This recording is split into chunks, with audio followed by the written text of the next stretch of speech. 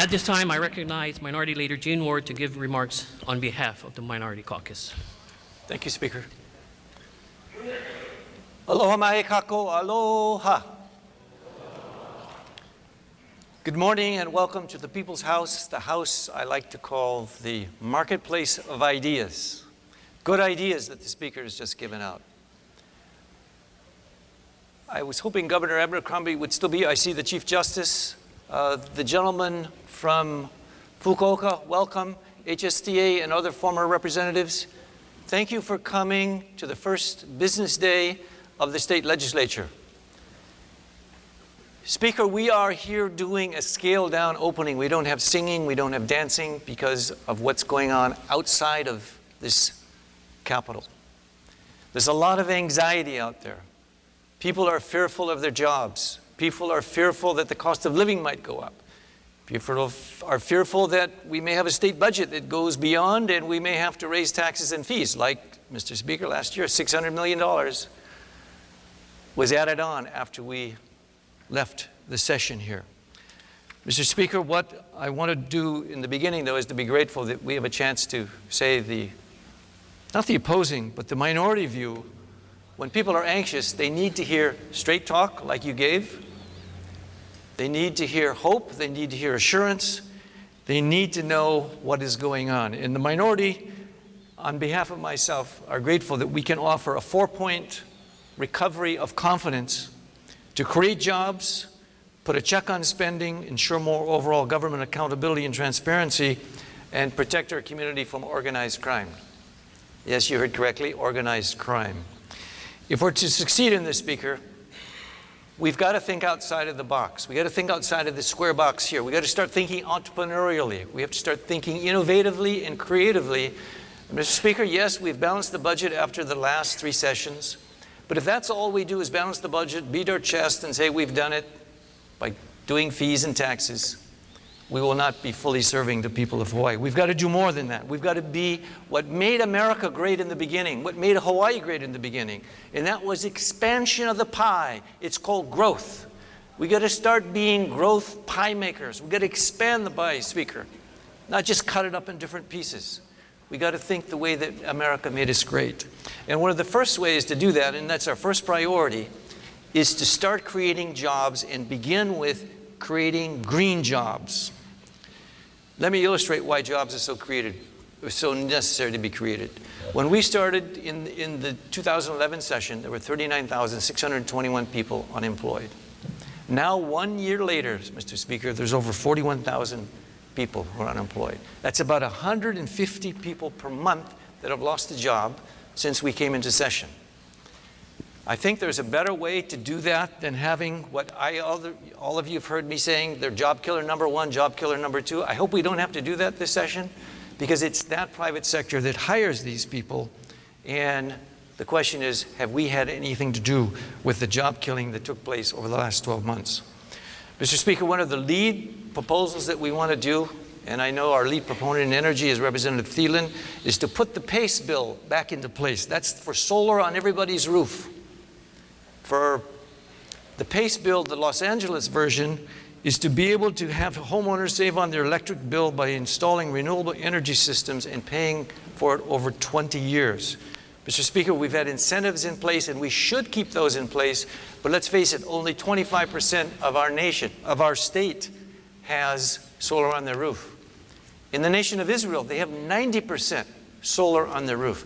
If Israel can do it, we can do it also, Mr. Speaker. We can do it also. Right now, we have only 3 to 4% photovoltaic on our roof, and Germany has 5 to 10%. If they can do it, we can do it because we are world class as they are, and we have more sun, and we have more opportunity to be the best in the world. Another job creation strategy is to give veterans who've served us in the Gulf to come back and have a tax credit it's a veteran-owned business that will be given a preference in the procurement process, of which we have $1 billion and have 3% set aside so they can hire people, they can be franchised after they come back from serving their people. Lastly, we're proposing hiring incentives for those who are unemployed. Those who are getting unemployment insurance, transfer that into a tax credit, and the employer will be sponsored and made whole. Our second priority, Mr. Speaker, and I know time is limited, and I'm going to go a little bit quicker on this, is to build confidence in the people of Hawaii. Job creation doesn't work just by passing legislation if there's so much uncertainty out there. And literally right now there are trillions of dollars that are sitting on the sidelines because of a lack of confidence in policymakers, a lack of confidence in the economy. If we are going to be predictable in what we do, Mr. Speaker, we need to be able to be sure of what we say and what we do so the confidence of the American people is not where it is now. In a recent poll by the Rasmussen organization, 35% of Americans believe that it was possible to get rich by working hard. 65% of our people don't believe that they can get rich by working hard. That is an attitudinal shift, and the level of confidence in our economy is very, very hurting. And I say that because the equity that the little man had was in his house. And Mr. Speaker, we got to get rid of these foreclosures and all the danger to what that was as the essence of building the American dream. The third priority is accountability and transparency in government. I'm really pleased that the governor was here. I wanted him to hear that when he said to the Hawaii Tax Foundation in Waikiki last month, he was going to try to put in place a positive financial report every quarter that people could see and count on and know that is real and not some kind of a jury-rigged or something meant to fool you. We have online balances legislation that we're going to be promoting, and we also have our usual annual Excel sheet, budget online, put together by the Minority Caucus. Also, for transparency, Mr. Speaker, we'd like to have fiscal notes passed. It's come up every year. Basically, it's price tags. So when we pass a piece of legislation, people will know, we will know how much it costs. And right now, it's a hit and miss. Lastly, Mr. Speaker, our last priority is to protect our communities. I said earlier, organized crime is out there. This is not the Al Capone type. This is online cyber crimes. We are being hacked, bribed, extorted, robbed of our identities, and massive fraud is going on unpunished. Beginning with an information briefing that was put together by Representative Fontaine and Representative Pine, our caucus bills will make it easier to help Hawaii's citizens who are being victimized every day. And for example, we are going to have penalties for unauthorized access to a computer. There's going to be internet service providers who will have to maintain certain records and for a certain period of time. And it will help in the evidence that police have, which now when they're reported, they can do nothing because they have no evidence to do that. Mr. Speaker, we think these are 4 priorities that are important.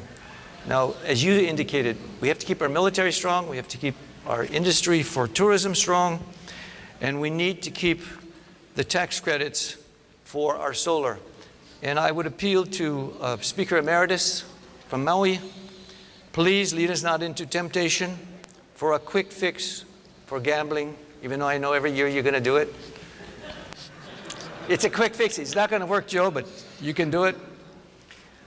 With the forecast in the budget of Red Ink by 2016 of $312 million, it's a time to stop spending. And I was going to look at Mr. Abercrombie, the governor, and say, you know, we can't expand programs. Thank you, Speaker, for saying that no state programs should be expanded. That is greatly appreciated. And it's not the time to suffocate our small businesses with a steep increase in the unemployment insurance tax. And I thank Representative Rhodes, who made the front page of the newspaper, who said, we are going to decline the rate. We're not going to give that steep rate increase on unemployment insurance. Representative Rhodes, I hope you keep your word on that because that's very, very important. Finally, Mr. Speaker, let this session be one of gratitude. Let's thank our small businesses who hire people. You know, we thank people in the airport who serve in the military. Let's thank small businesses. Thank you for hiring your employees. Thank you for staying on the course. Right now, survival is success. As long as they're still in business, they're still successful. But I want to end with what Senator Noy reminded us during APEC. And I want to commend everybody in the state of Hawaii for APEC because we hit a home run on the world stage. We internationalized aloha, put it to the test, and we succeeded.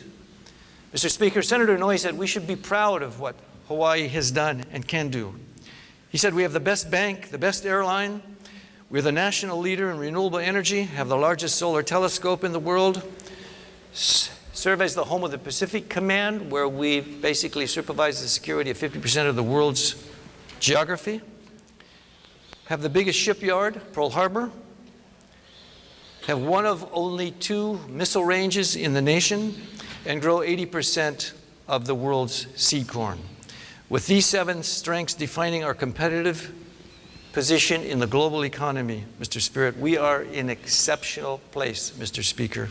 We live in an exceptional nation. If we're going to achieve our potential this session, let us try to be all we can by being job creators, pie expanders, confidence builders, and protect our community from cyber criminals. God bless the House, the people of Hawaii, and our great nation. Thank you, and aloha.